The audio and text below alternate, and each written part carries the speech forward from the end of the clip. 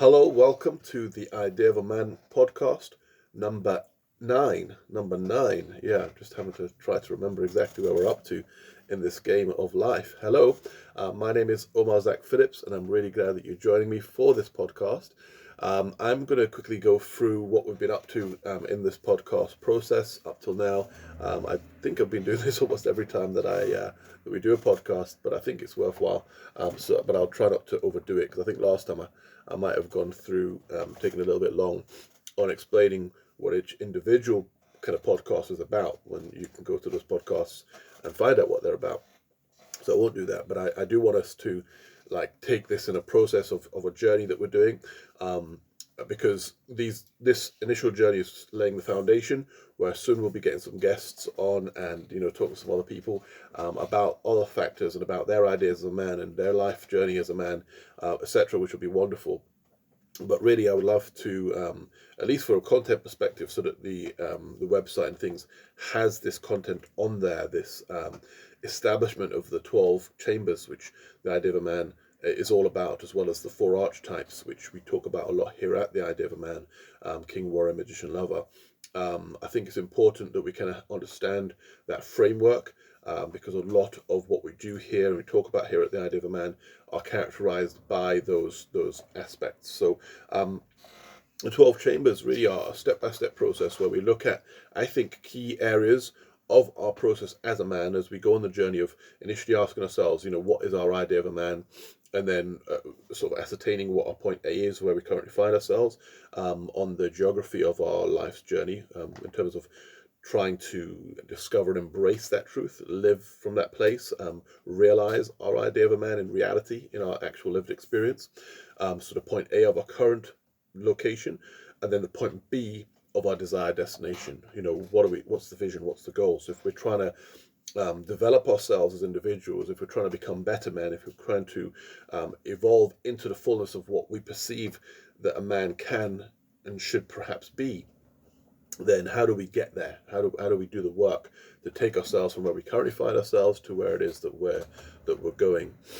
So the Idea of a Man really is all about that journey, that hero's journey of self-discovery, of knowing yourself, of living a fully realized existence. And to aid that process, we go through 12 chambers. The first one being asking and answering the question, who am I? Then, where do I fit? Where geographically on the landscape of life? Do I want to plonk myself, in terms of career, in terms of intimate relationships, in terms of, what kind of activities do I want to engage in? And then how do I go from the survival mode that we the day-to-day life, we get through life by surviving our bodies, the animal existence finds ways to survive. You capture a mouse in your house. I remember once I had a mouse in the kitchen, and my wife was terrified and stuff, and was, get it, and I had the broomstick, and it was underneath the table, and it was very dark, and I had the back end of the broomstick. And it's the first time I confronted, apart from say killing an insect, something that was looking back at me with his own 2 eyes, and I had the responsibility of killing this thing, and it's a challenge. All of a sudden, as a man, I'm like, I mean, of course I can kill a mouse, can I? And then I'm here with the broom, and I'm about to do the deed. And it was quite terrifying. I suddenly realized it was something I had to overcome to actually get this thing and do the work. Yes, I'm not saying I'm proud of it. So anybody who's deeply vegan out there and wants to judge me for that, I hope I never have to do anything such thing again. It was only the once. But nevertheless, it happened, and it was a very real experience. And the reason why I'm bringing that up is to say, when you confront a being that's trying to survive out here, everything about us, we're ready to defend ourselves, to scratch, to fight, to live. We don't want to die. So there's one way of living where everything we're doing is to scratch out a living, to pull together the strings of our life. But there is another way of living out here. We can also thrive.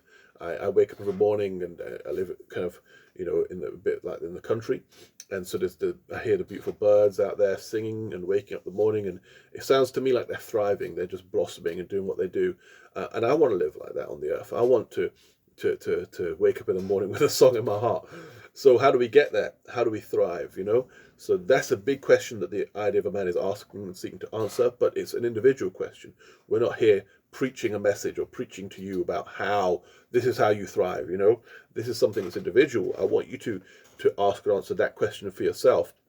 The model of psychology that we're following is the one whereby we ask the questions and you answer them for yourself. That's really very, very important to the way that I believe, because I believe the answers are inside of ourselves. It's not something that we need people preaching at us and telling us how we should live.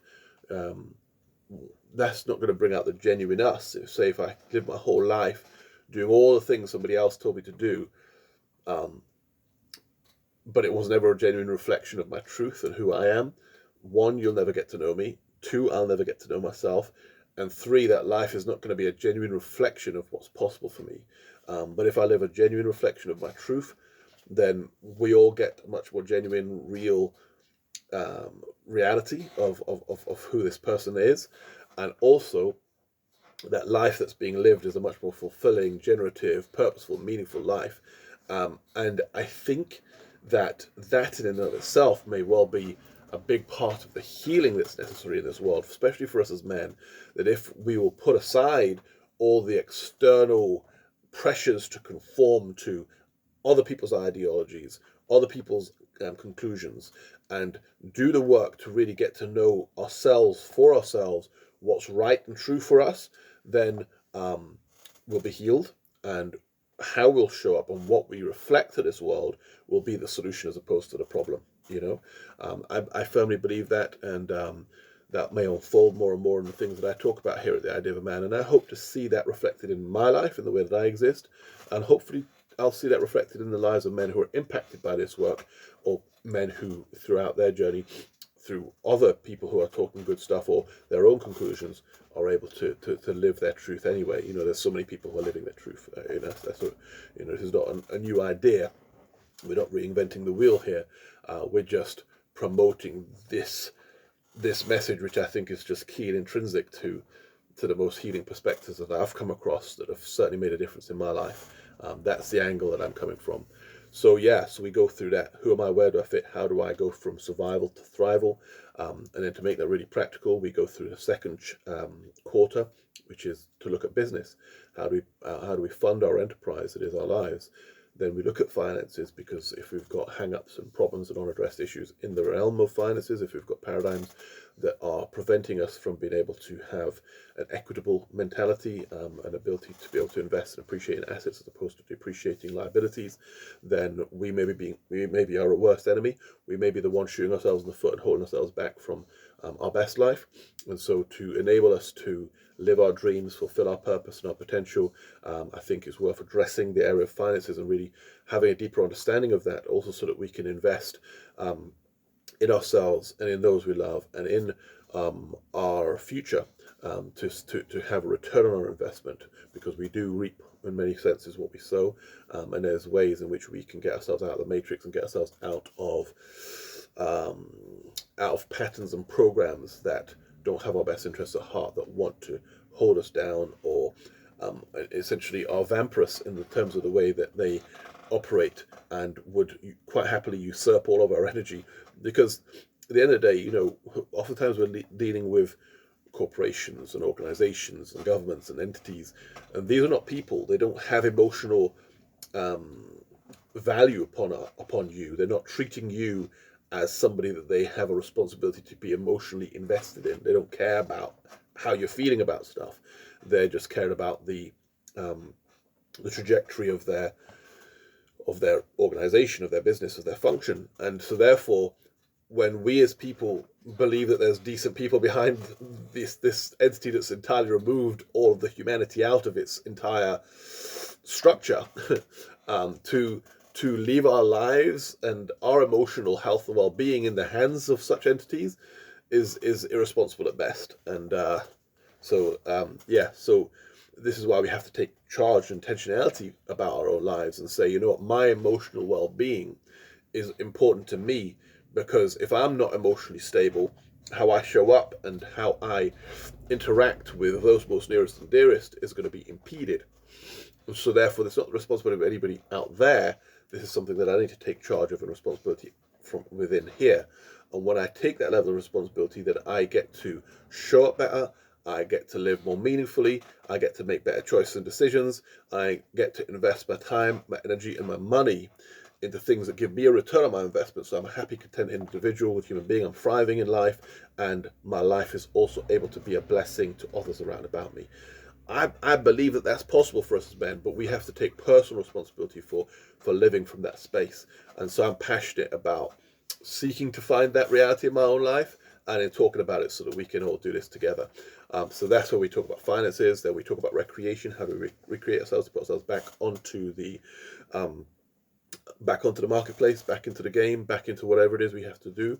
How do we kind of give ourselves the energy and the vitality to strengthen ourselves and enable ourselves to be all that we need to be? How do we meditate so that we can, touch the spiritual places within ourselves and within the universe so that we can be infused and empowered with that? How do we do some exercise? How do we go for a good jog and change up the chemicals when we're sitting in the office all the time in front of a computer? How do we change the posture so that our bodies can be healed, rejuvenated? How do we get a good night's sleep? All these things are important. So we talk about that in recreation. And then the quarter that we're in now, which is basically all about relationships, we're going to be up to the last of the relationship conversations. So we discussed already relationships, like as in your intimate relationships. We discussed the family. Today we're going to be talking about friendship in a few moments. And then after we've discussed all of those areas, we're going to get in the existential matters of spirit, soul, and body. That's all I'm going to say about the 12 chambers. As I said earlier, the other four key subjects that are key to the idea of a man is the four male archetypes: king, warrior, magician, lover. And I will be doing individual podcasts on all of those archetypes. I'll be talking about like the wounds in my life that impeded, say, my king, my ability to live from a sovereign space. The wounds, I had a wound that I discovered in every single one of those four archetypes that was in many ways affecting and impacting how I showed up and my life as an individual. And it was in healing those wounds that I was able to see real change and transformation in my life. So I think there's some important things we could talk about in those subjects. So do look forward to those podcasts, so they'll be coming up soon. Meanwhile, after that, we will then also get some guests on here too. Today we're talking about male friendship, and I want to discuss this subject because I remember I've studied psychology and counselling at degree level. At the moment, I hold a diploma in that qualification, and also obviously some coaching qualifications as well. When I was studying that, I remember I went to a class once, and the tutor was talking, and they were talking about loneliness. They were talking about the fact that many men actually die from loneliness.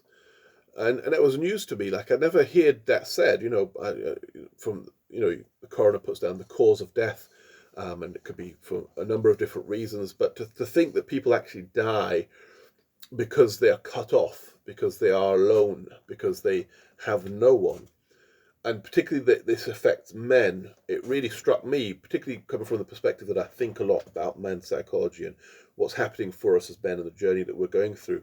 I mean, it's an important, men's psychology is important to me, and the reason why I do the idea of a man, the reason why this is my brand and is what I talk about.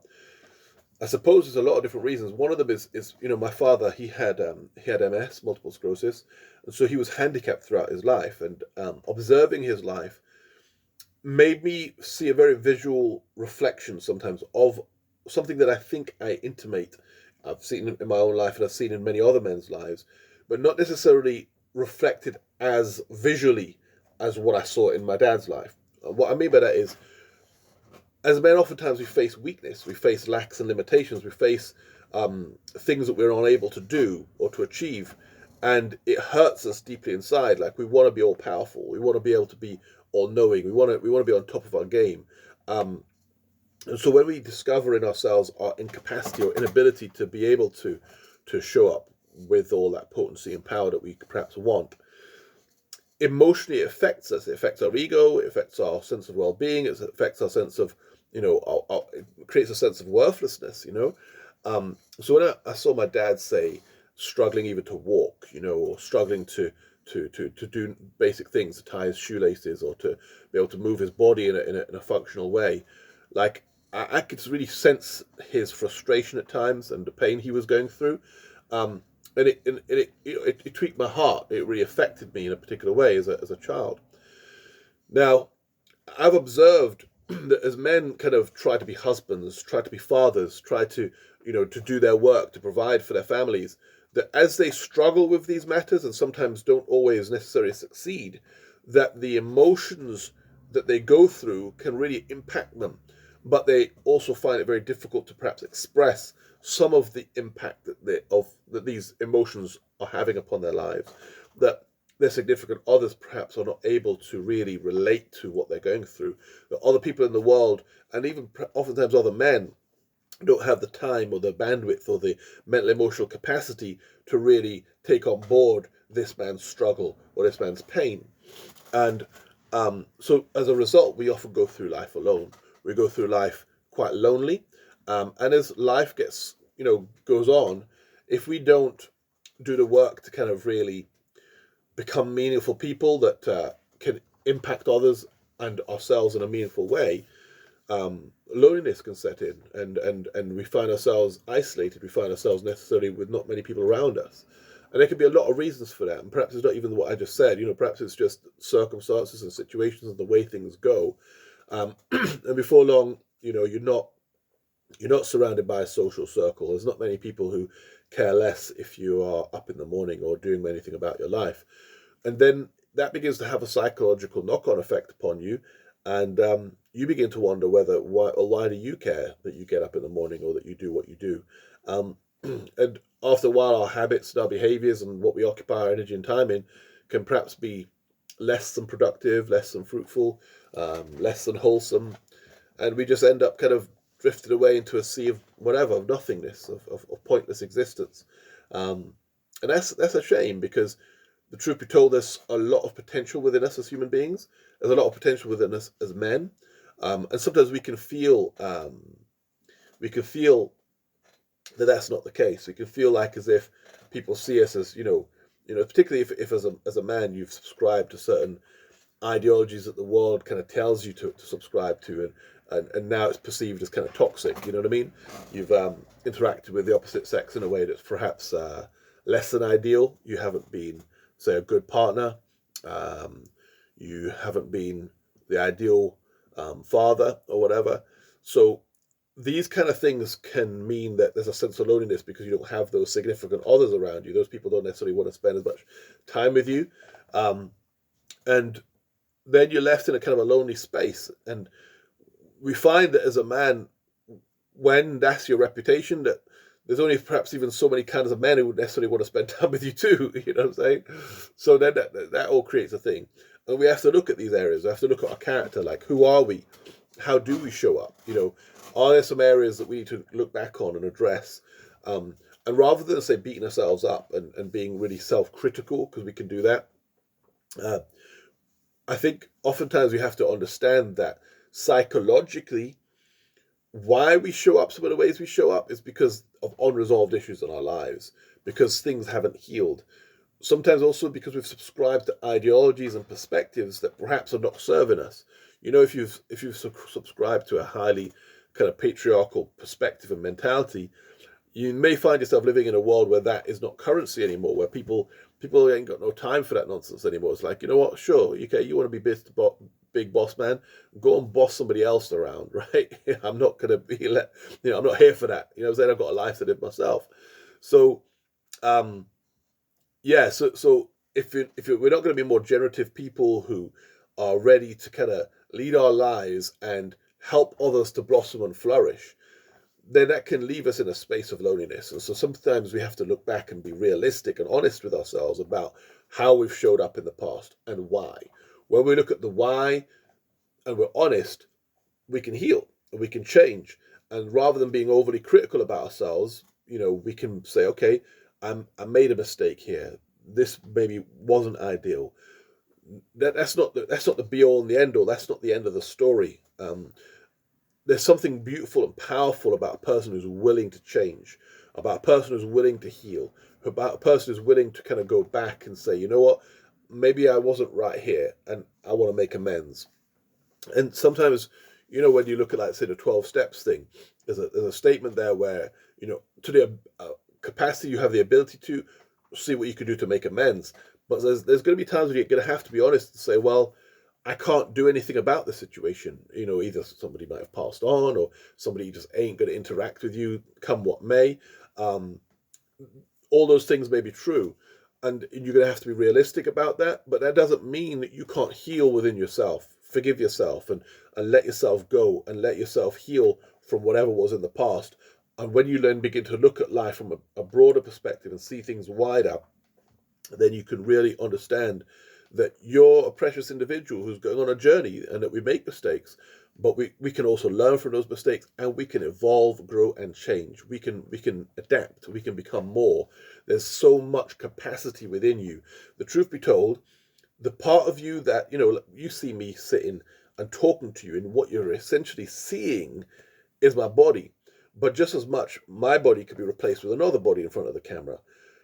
But what makes the words that are coming out of my mouth different to what anybody else is going to say is the words that are coming from me are the expressions of my soul. Now, my soul exists in a dimension beyond the physical. It's not a physical entity.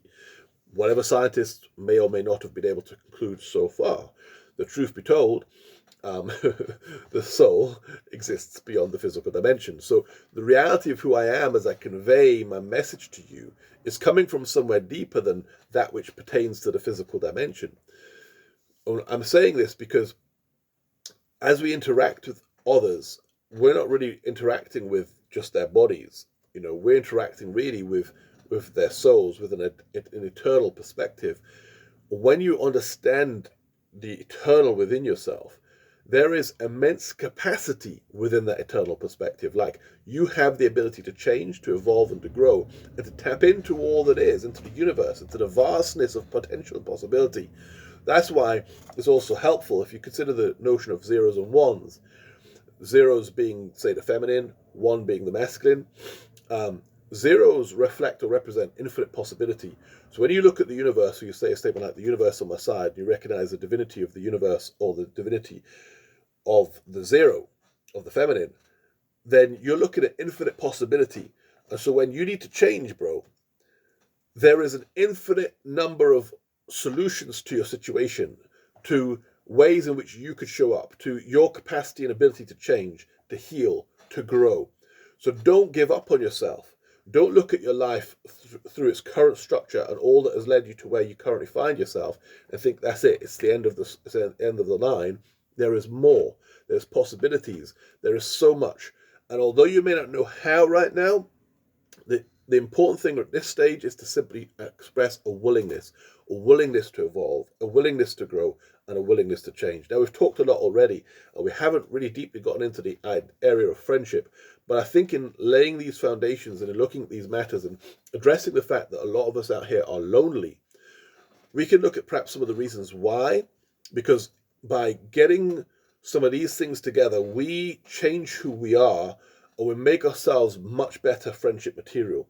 We also then will be able to be a lot more discerning with regards to who we want to hang out with as well, because there's going to be men that we're going to encounter who are on the journey, and men who have jumped off of the journey, and men who are by no means on the journey in any way, shape, or form. And so therefore, the influence of others in our lives can have a great impact upon our lives. And we only have so much time, energy, and money to spend in this game of life.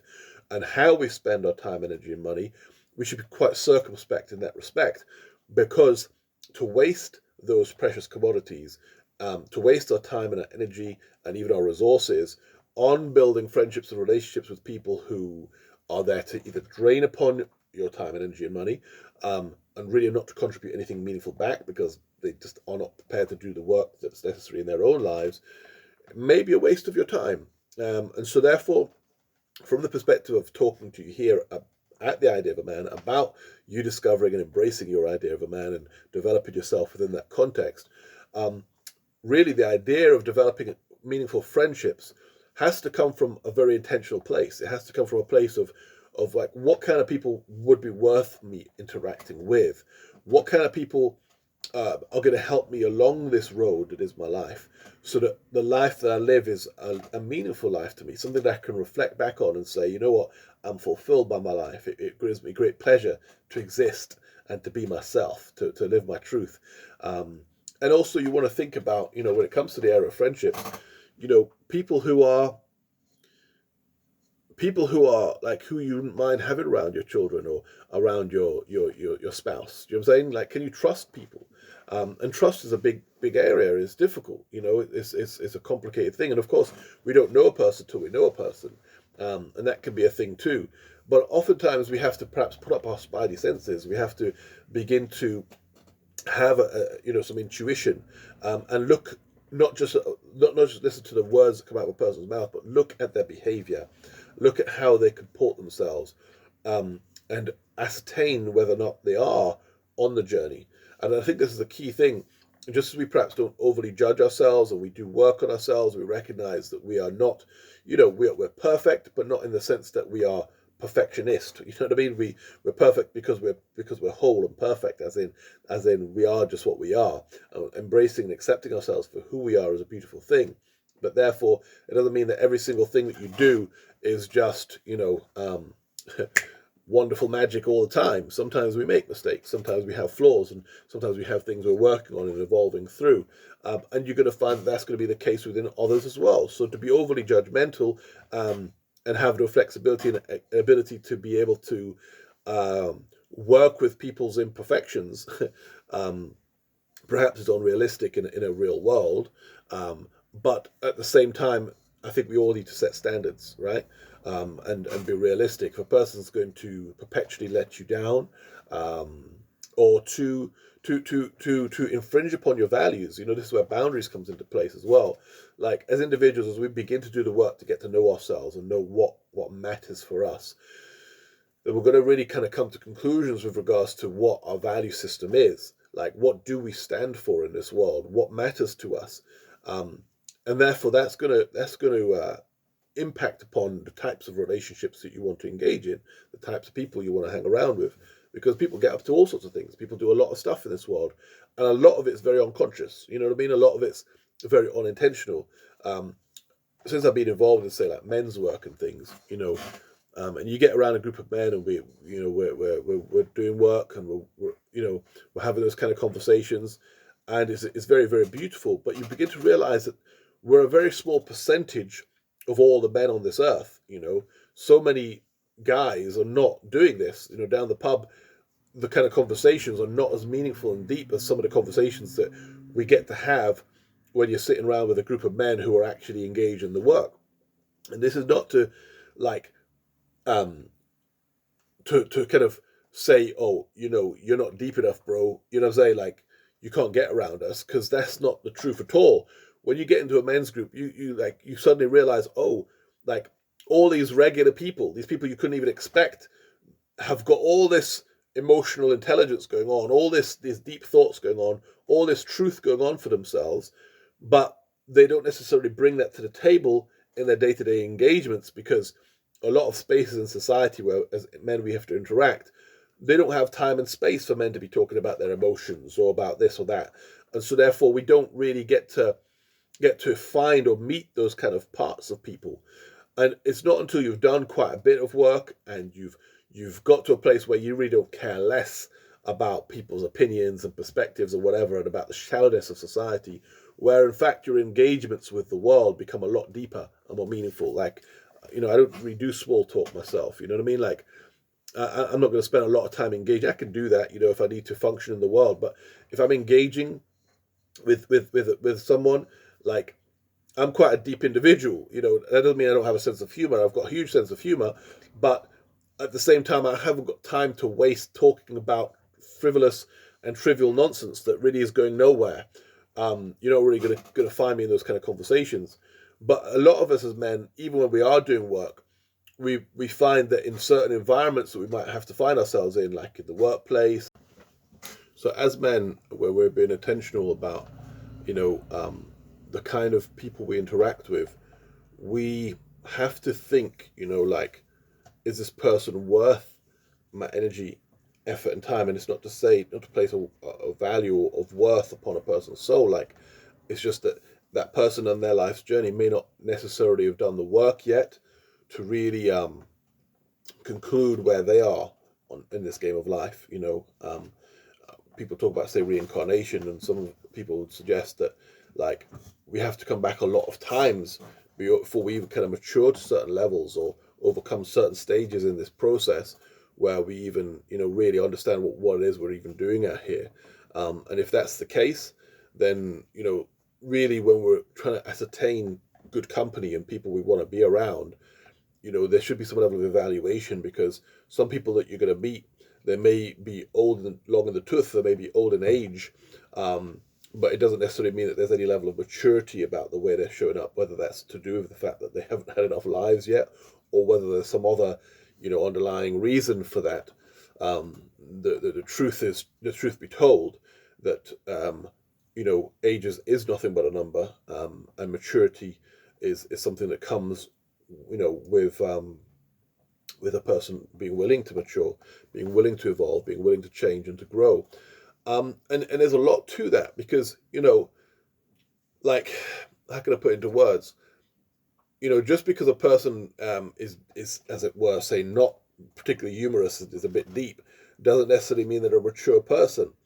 And just because a person has a tremendous sense of humor and spends a lot of time making you laugh, um, doesn't mean that they're not deep, right? The more I kind of develop myself in life, the happier I become, and the more I have a sense of fulfillment and a sense of joy, and hopefully that exudes from my life and comes out from the way I express myself. So hopefully, people who interact around me will have a good time, will have fun. Um, and not all my encounters and engagements need to necessarily be talking about the most existential matters of life. But at the same time, there comes a time when those kind of things need to be discussed, and I also want to be talking about things that actually have longer term implications, and actually can help me along my journey. So to simply kind of shoot the breeze on, the weather, or on making crass jokes about nonsense, is no value to that for me. Now, this is where, as individual men, we have to really do that work of ascertaining what our idea of a man is and what kind of man we want to show up as, because, like, the kind of people that might be right for me to hang out with may not be right for you, and that's absolutely fine. We're not here preaching a particular style of man. We're here saying, live intentionally. You know what I'm saying? Be real, and and know yourself enough to know what kind of company you want to keep. Um, and also to think that if you're trying to get from A to B, if you've got a direction in mind, that the energy and time and even the resources, the physical money that you might spend on hanging out with an individual who is going nowhere fast may may in fact hamper your progress, may be time that you could spend better if you were to spend more time just with yourself, or in pursuing meaningful relationships with people who actually are also investing in themselves and doing work upon their life. So perhaps a men's group is a good place to kind of start. Perhaps it's useful to kind of get around guys who are doing work on themselves. Here at the Idea of a Man, we will be doing men's groups of various forms, whether that be through the courses that we do. Some of those may be like 3-month courses where we get a group of men together to kind of go through, process, so we can kind of, say, develop the individual archetypes, or different things. Other things we'll be doing as well, maybe just having a consistent, ongoing men's group where we can just look at, not even look at anything specific, just kind of help in the process of healing ourselves as men, and developing ourselves and cultivating ourselves, and having, a forum where there's a level of accountability and a level of, camaraderie, a level of, we're not just out here on our own, like we talked about, the beginning, like the fact that men can die from loneliness, that sense of being on your own and being out here with nothing, no reason to exist, can really debilitate a man's mental, emotional space and well-being. And that's not good, and it doesn't have to be that way. So certainly, I think by creating spaces whereby we can interact with others in a meaningful manner, we can feel like as if the things we say have a positive and meaningful impact upon the lives of others, and also we can reflect upon the things that others say. And that the ability to be able to hear other people's perspectives and listen to other people talk has a great impact upon us. It's important to not just um, be left to your own thoughts, your own perspectives, your own conclusions. It's important to consider other people's points of view and to really be confronted with other truths. That's it's such a big thing. So like I spoke before, I think in the last podcast about when you think the answer, life changes the question, and the need to have a level of flexibility about our own perspectives, to not be so inflexible about life that we can't recognize when life isn't even, posing that question to us anymore. And as men, because a lot rests upon our shoulders oftentimes, or at least we feel it does. We want to know the answers to things. We want to come to conclusions about matters, and I see this so often in a lot of material that I consume that is created by men, whereby men like seem to want to do all the research necessary to kind of really understand certain things. Um, and I think to myself, well, that's all great, but what about when life turns around and does something completely different and blows your conclusions out the water? And I'm saying this from experience because it's happened to me on a number of key occasions when I've come to conclusions. I've thought this is what it's all about, and I had to look at life from a completely different angle. And I think that it's really useful to be around different minds, different people coming to different conclusions, different people expressing their truth in their different ways, and being able to have the level of bandwidth and the mental emotional capacity to be able to accept people with their difference. It helps because even the most intimate relationships and close friendships we have, like the relationship with your spouse or your significant other, they are a different person to you. And at times, you're going to have to be confronted with that entire difference, with a sense of their difference. We delude ourselves if we have created a relationship where who they are is not acceptable. So we've kind of bottled them in, and they have to, do certain things and be certain ways. If everything that's coming out from that significant other is is simply because they know that that's acceptable around you, right? And you're never really interacting with the reality of who they actually are, you're doing yourself a great disservice on the one side, but also you're doing them a great disservice because they don't get to interact with you. And the question we all have to ask is that love, And if that relationship then fails or whatever, or it leads to heartbreak, I suppose it's kind of inevitable, right? So the solution would be to backtrack, and rather than getting ourselves into that predicament, to begin to deal with the mental emotional issues within our own lives that make us have to have that level of control over everything around us and the people around about us, that they can't just express themselves and live their truth, right? Why do we feel it's so important that that they do what we need them to do and be what we need them to be? Like, it doesn't make sense, right? For us all as unique individuals, we are unique individuals. That's the given. That's the first starting basis. So by learning and understanding the things we're talking about here at the Idea of a Man, we're first of all giving ourselves the permission to be ourselves, to live our truth. And then from that launching pad, give that gift away, particularly to the most significant others and those around about you, but also learn to do it perhaps in an environment where you interact with other men, with other people. So by going to like a men's group and you hear other people's perspectives, you learn and you accept them for who they are. You just say, okay, that's who they are. Maybe I disagree with what they just came out with, but I can see why they've concluded that, and you broaden your level of maturity, your ability to be able to grasp different ideas and to see what contributed to a person come to a particular conclusion, um, and when you don't judge too heavily and you think about it realistically speaking, you realize that, oh, you've jumped to some conclusions in life too that perhaps might not be that valid. Okay, and so you give yourself the ability to be able to evolve beyond like static ideas or ideas that no longer have currency within your own life. That can make a massive difference, right? Because say at 40 you've come to a conclusion on something. At 50 years old, if you're still holding on to that conclusion, but it doesn't actually mean anything in your life, or it's not helping you, you could waste 10 years holding on to an idea that really isn't valid. That's a waste of 10 years. So by being able to have the flexibility to be able to evolve as life, takes you on your life's journey, the quality of your existence goes up exponentially. That's what I'm trying to say. Like the quality of your existence can just go up exponentially just by being able to have the flexibility to be able to embrace new ideas when life is kind of pushing you in that direction. Because that's the thing, life will push you in those directions. You will be going through life, and things are going to happen. People are going to say things. Circumstances are going to confront you in such a way that you will be challenged at the highest levels of your conclusions and your ideas. And sometimes you have to be willing to let them go. Sometimes you have to be willing to say, maybe I haven't got the whole conclusion here. And just that in itself might open yourself up to more meaningful friendships, to relationships with people who didn't share the ideological perspective that you originally held. They've already maybe even grown beyond that, or you wouldn't even be open to that type of an individual. But all of a sudden you realize, well, this person's heart is so brilliant. The way this person actually cares and gives a damn about me means so much, right?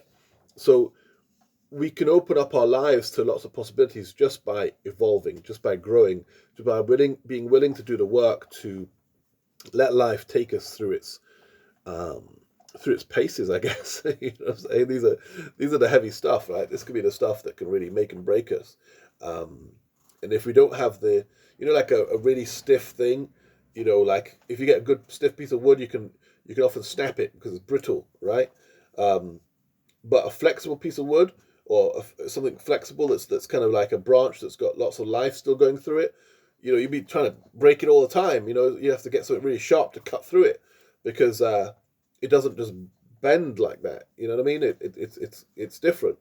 And so when you're like that, as life does what it does, and you flow with it, you'll survive better in this world.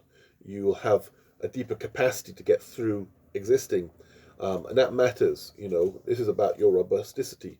This is about your capacity to be able to survive life in a meaningful way, and really what we talk about here at the Idea of Man, not just to survive life, to thrive in life, to blossom, to have a really meaningful, invigorating, exciting, and worthwhile existence.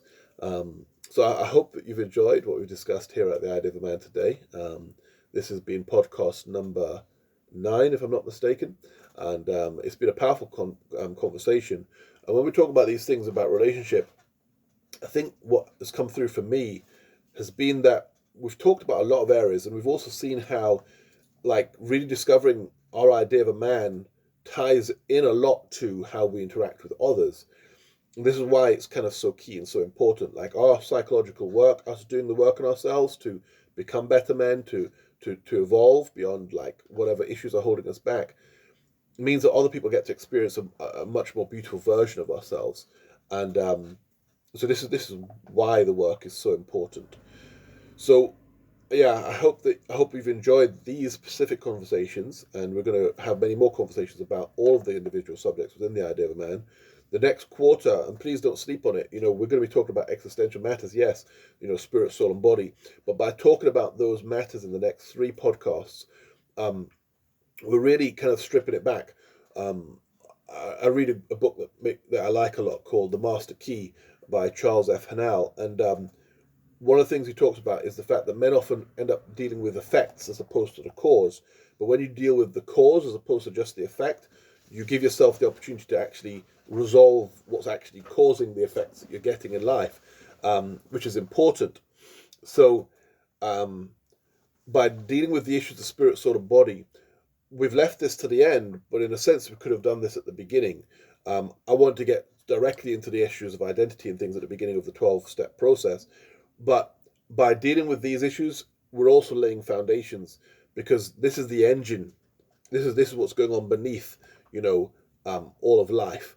And by understanding these matters better and having, say, practical spirituality, by understanding that the person who looks through your eyes, the soul that is using your body as a vehicle, exists beyond this physical dimension and has infinite possibilities.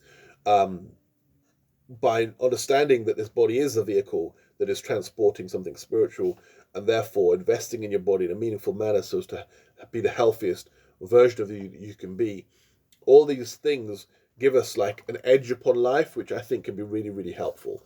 So I think it would be inappropriate for us here at the Idea of a Man not to discuss these matters, but in discussing them, I certainly don't want to just leave it in the realm of philosophy and just empty thoughts. I want to have real practical dialogue about what it means to engage in practical spirituality, what it means to invest in our souls, to know our souls, to interact with our souls, and to have our souls express themselves through us. Soul is the same, comes from the same root as the word psyche, and anima is essence of who we kind of really are. When we deal with the psyche in psychology, the soul really is what if you have a disturbance in the soul, then you will have a disturbance in your psychology, in your character, in who you are and how you show up. That will impact upon how you live your life and how people experience you and all the things we're talking about. So by having a meaningful relationship with your soul, and freeing your soul so that she can express herself in you in a meaningful manner, your life could change exponentially. And that's why we have to talk about these matters. So yes, we will get to those subjects, but please do stay tuned for those 3 podcasts that are coming up. We'll then go directly into the archetypes, King, Warrior, Magician, Lover. And then after that, we're going to have some guests on these shows. We may do some, again, some solo conversations as well in the future. So do stay tuned for them. We'll see how it goes. We'll see what the universe unfolds in the journey that is the Idea of a Man. And I'm so glad you're joining me on this journey. I look forward to spending more time with you in times to come. Have an amazing week. Have an amazing life. And we'll speak again soon. Bye-bye.